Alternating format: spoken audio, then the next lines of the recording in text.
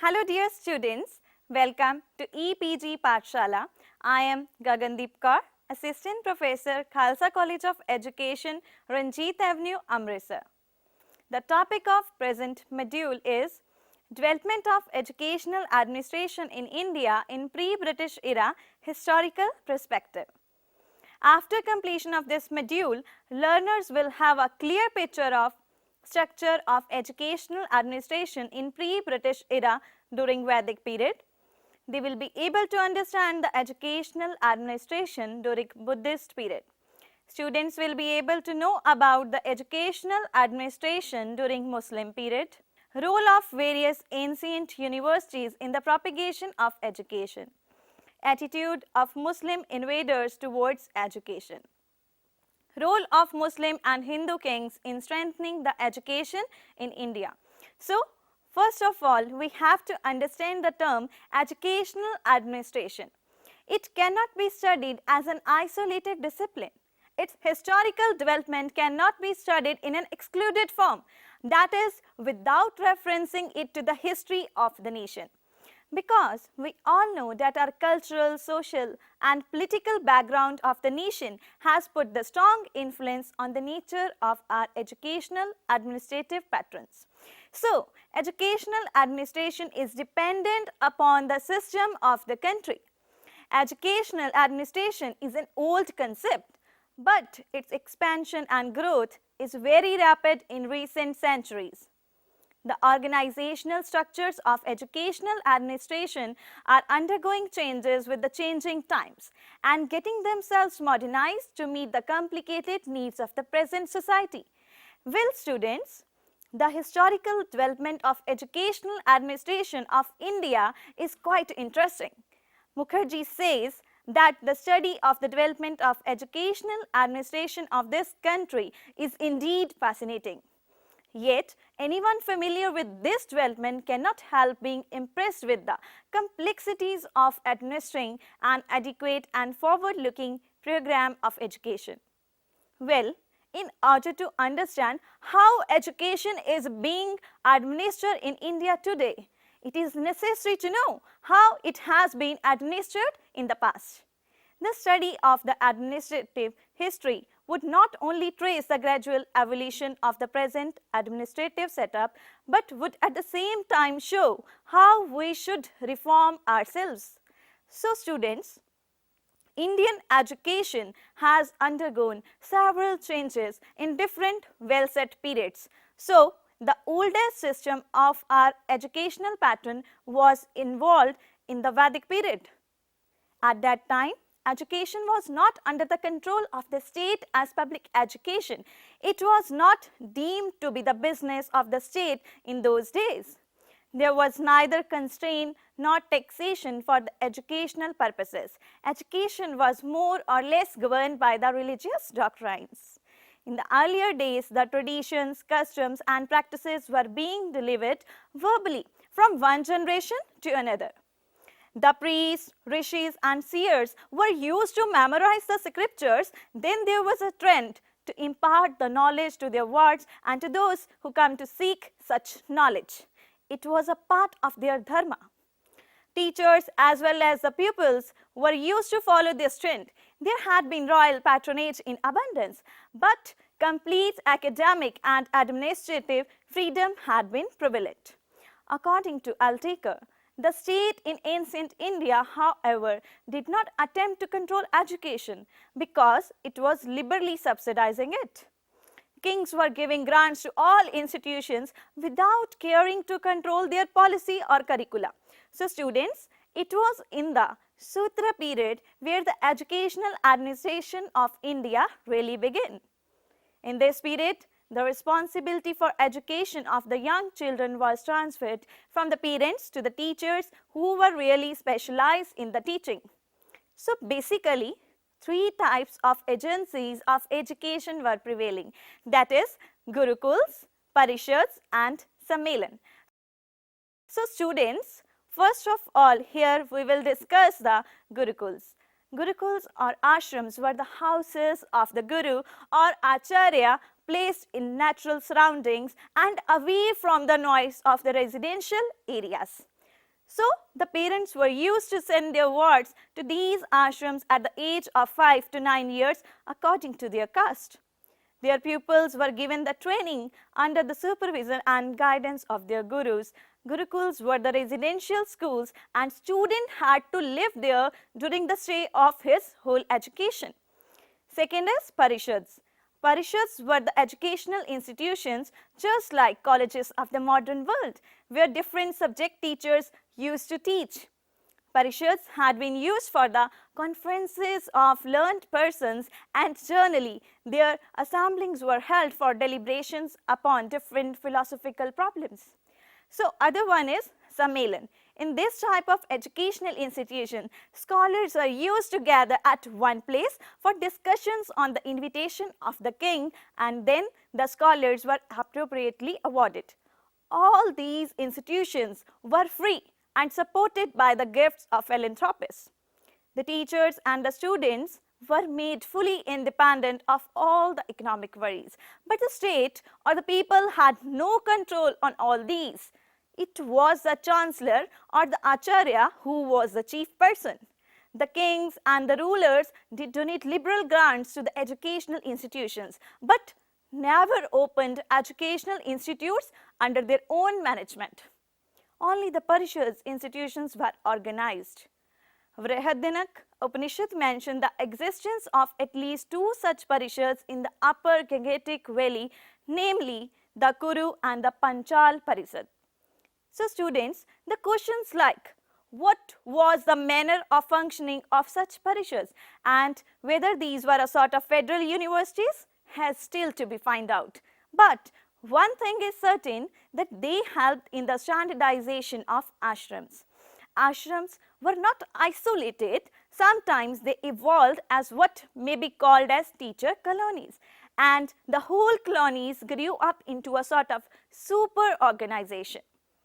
That such colonies existed in Varanasi, Kanjivaram, etc. I hope that from the above discussion, a little picture of the educational administration in India in ancient Hindu period is clear to you. Next, we will discuss about the educational administration of the Buddhist period. Buddhism was evolved in India after ancient Hindu period. This religion met new converts, but not by the force, but through teaching and persuasion. This needed preachers of both sexes who would not only be well educated themselves, but be able to devote their whole time to teaching. This naturally required the practicing of celibacy and living inside the monasteries and vihars, or we can call them as pre-universities. These vihars were residential in nature and instructions were given not only to the monks but to the laymen also. More definite information is available for Buddhist universities like Nalanda and Vikramshila in Bihar and Tamralipt in Bengal and Vallabhi in Gujarat. These universities did not possess any kind of organizational structure of modern type, nor were they controlled by any kind of administrative organization. Altekar pointed out that it may be observed at the outset, Taxila did not possess any colleges or the university in the modern sense of the term. It was simply a center of education. In all these universities, there were both secular as well as religious courses. They were mostly admitting the monks and sometimes persons from the Hindu faith as well. They were not only free and residential but being maintained out of the grants of income from several villages. Like in the case of Nalanda University, grants were provided by near about 134 villages. So students, you come to know how these universities were administered with the help of general public. But students, it is very important to mention that these universities maintained definite standards and admitted students who could pass the entrance test held by their Dwara Pandits. Thus, the autonomy of the Buddhist universities, their administration was fostered by a sort of democratic control of the teachers themselves. There is also some evidence of an outside control by the Buddhist order which organized conferences to settle teaching. They were having the right to transfer teachers from one university to another. The organization of the vihars was somewhat similar to the universities being vested in the chief monk. There they were assisted by a number of senior monks. The administration, both journal and academic, of these universities was simply superb. In these universities, thousands of novices gathered for getting knowledge, and there they were taught by a galaxy of professors. So students, these residential universities were providing food and accommodation. These universities were having the environment which could refresh the body and mind. Their main focus was to provide spiritual awakening. So, even in the Buddhist period, the Hindu educational system, that is Brahmanic types, coexisted in their educational system. During that period, temple colleges were established and their curriculum was mainly focused on the religion. The revival of Hinduism marked the rise of Hindu educational institutions, but which were lacking in cohesion and solidarity. It thus marked a period which paved the way for an easy conquest by the Muslim invaders. So students, till now we have discussed about the educational administration in Hindu and Buddhist era.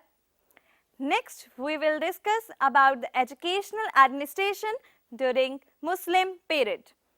There was difference between the manner in which state patronage was exercised in favor of educational institutions during the Hindu and Muslim period. Land grants were given by Hindu princes personally, but the Muslim rulers appointed a special minister for this purpose that was called Sardar-u-Sadar. He was the minister of justice as well as the chief of ulemas or Muslim religious teachers. Historians like Jafar expressed that this was done by the slave rulers, the earlier sultans, simply to buy the powerful support of Muslim ulemas in favor of the royal throne. Because the slave kings, being denied an aristocratic lineage, had to depend on religious teachers for the support of their throne. Thus, the practice of entrusting patronage of educational institutions to special ministers continued in slaves during the Khilji, Tughlaq and Lodi dynasties, and even in the Mughal period right up to at the least the period of Farooq Siyar. The picture had considerably changed during the Middle Ages. The Muslim rulers like Qutbuddin, Mubarak Khan, Firoz Tughlaq, Akbar and Deccan kings exhibited keen interest in educational matters. However, the credit for organizing a systematic education goes to the uneducated Muslim emperor Akbar. According to Ain-e-Akbari, though Akbar tried to curtail the parts of Sadar-u-Sadar, he did not entirely abolish this office. There was just a few small gaps. One was during the reign of Balban, when it seems that this office was ineffective, and another was during the reign of Alauddin Khilji. This post was abolished. During the reign of the Sayyids, also this post had no job to perform. Well, Mughal ruler Aurangzeb acted positively towards the Muslim education and negatively towards Hindu education. He followed a different policy from Akbar with regard to Hindu educational institutions. For instance, in 1669, he ordered the provincial governors to destroy the Hindu schools and temples within their jurisdiction. But he spent lavishly on Muslim education. He appointed teachers and provided funds for the setup of educational institutions. During the Muslim rule of Delhi, there was a definite bureaucratic organization to distribute patronage to educational institutions, though they merely extended this patronage only to the Muslim institutions. These Muslim institutions were of two kinds. The elementary schools were called the maktabs and the more advanced ones were called as madrasas. They were run by Muslim theologians and hence religious teaching was compulsory. Some of the madrasas, however, taught some secular subjects like medicine. In Muslim educational era, education was free and generally non-residential. The administrative function of the state, however, ended with the award of grants, which in most of the cases were land grants, fetching an annual income for the maintenance of the institutions. This ensured permanence to the institutions, but there was no check against the deterioration of their standards. Moreover, the institutions lacked cohesion and coordination. Therefore, there was great diversity in the standards among the educational institutions at different places. Unlike the parishads of the early Hindu period or the Sangh of the Buddhist period, there was no centralizing agency. The state ceased to function once the endowment was granted. The order of Muslim ulemas did not bother much about the quality of teaching available at the centers. It simply agitated for more centers being opened so that more teachers might be employed. Probably it was partly due to the fact that activities were never conducted through persuasion and education but by the sword of Islamic rulers. Number of Muslim institutions were opened at various places under the patronage of the sultans of Delhi and later on by the local autonomous rulers of the Bahmani Empire of the states that emerged out of this empire, as well as by the rulers of Bengal, Jaunpur, Sindh and Kashmir in the early period and under the patronage of the Nizam of Hyderabad, Nawab of Bengal at the end of the Mughal period. This shows the evidence of well-organized system of the separate of education by the Hinduism, which seems to show that there was a definite state policy for opening more and more schools. As for the others, it seems the whole thing was left to the rulers. Some enlightened rulers did open schools, while many of the successors did not do anything. Land once granted often continued and the institutions once opened had some sort of permanence. But in the absence of any coordinating policy, there was neither any check against deteriorating standards nor was any effort made to remove isolation. The curriculum thus narrowed down to the study of elements of language, usually Arabic, and the study of Quran. A few muktabs started teaching Urdu in the Mughal period and onwards. As a rule, the Muslims were not in favor of separating education among the females beyond the elementary stage, though we find records of ladies of some of the royal courts being quite enlightened, like Razia Begum during the early Sultanate of Delhi, Gulshan Begum and Jebunisa during the Mughal rule, and Chand Bibi of Ahmednagar were highly educated ladies. So, students, they educated not only in language and arts but in politics as well. In Fatehpur Sikri and in Ahmednagar, there were special sites for schools for ladies within the harem. Muslim rulers were generally hostile to the spread of education through Hindu institutions. Their hostility was more manifest in the destruction of Hindu temples and especially the educational institutions attached to them. Well, students, according to Tabaqat-e-Nasiri, Nalanda was destroyed being mistaken for a fort. As we have discussed that Nalanda was one of the reputed institutions of that time. Occasionally, some enlightened rulers, especially Jainul Abidin of Kashmir in 13th century and Akbar in 16th century did patronize the opening of Hindu institutions, and rulers like Firoz Shah Tughlaq opened a bureau for translation of Sanskrit texts into Persian, a practice which was later followed by Akbar. But students, on the whole, we can say that the attitude of Muslim rulers to the Hindu educational institutions was generally apathetic rather than hostile, unless they happened to be attached to the temples. Thus, this reduced the number of temple colleges in the areas under Muslim rule and favored opening teacher colonies, imparting a sort of more mundane type of education, especially in northern India. These were generally opened in such areas where there were wealthy Hindus to patronize them either through land grants or through well-settled grants paid on the occasion of social ceremonies or annual religious festivals. So, such centers in the north were there like Varanasi, Mithila, and a few small centers at Kannauj, Mathura, and others also existed. The local colonies tried to maintain some standards but were isolated, and there were very mutual jealousies between two centers. In the far south, the land was free from Muslims, and hence temple colleges stopped not only in Kanchivaram, Madura and other places but also in the regions less accessible to Muslims like Tirupati and Dharwar.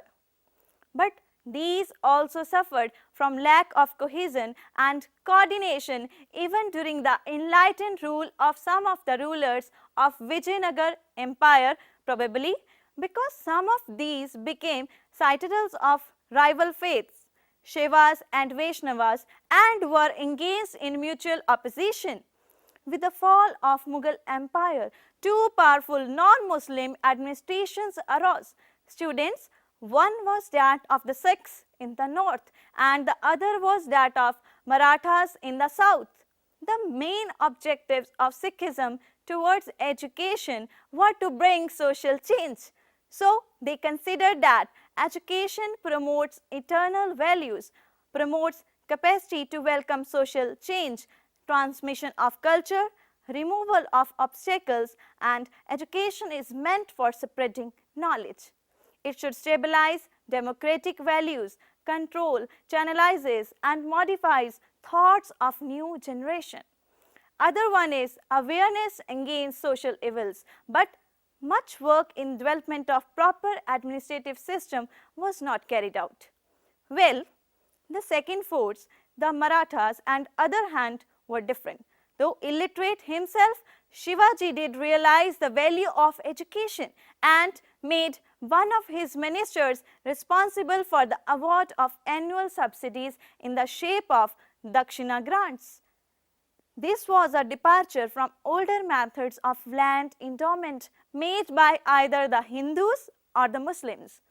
To a certain extent, it was required by the conditions of Maratha state where good cultivated lands were always in demand to feed the Maratha soldiers.